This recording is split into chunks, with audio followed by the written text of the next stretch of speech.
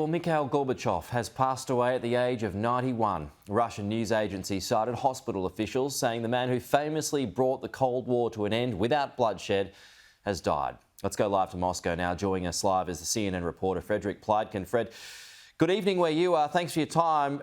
In terms of political figures, all-time political figures, he's right up there.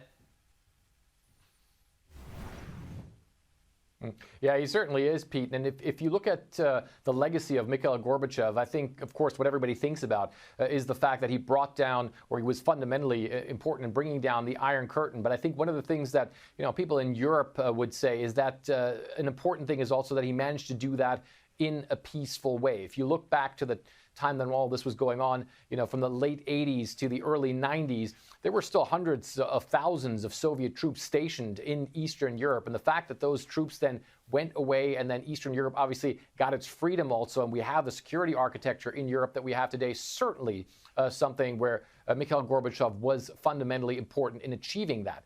One of the things that we have to point out, though, Pete, is that here in Russia, his legacy is seen somewhat differently. There are a lot of people who obviously also like Mikhail Gorbachev or liked Mikhail Gorbachev a lot, but there are also people who are very critical of him because they felt that, after Mikhail Gorbachev, when the Soviet Union fell apart, that the country lost some of its prestige, lost its place in the world, where, before that it was on par with the U.S. as a world superpower, nuclear superpower, and they felt almost a sense of humiliation. So here in Russia, I would say that his legacy is probably viewed a little bit more negatively than if you ask people in Europe or the United States or in many other places around the world. And just finally, and just briefly here, Frederick, the timing of this is interesting too.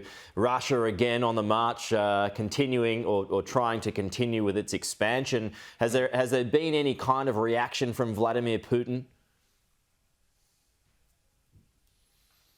Yeah, you know what? There certainly has. And, Vladimir Putin and Mikhail Gorbachev are people where we know that they saw one another somewhat critically, even though I do believe that there was a lot of respect there. Vladimir Putin tonight came out and said, or his spokesman said, that Vladimir Putin sends his deepest condolences to the family of Mikhail Gorbachev. He will send an official condolence telegram tomorrow.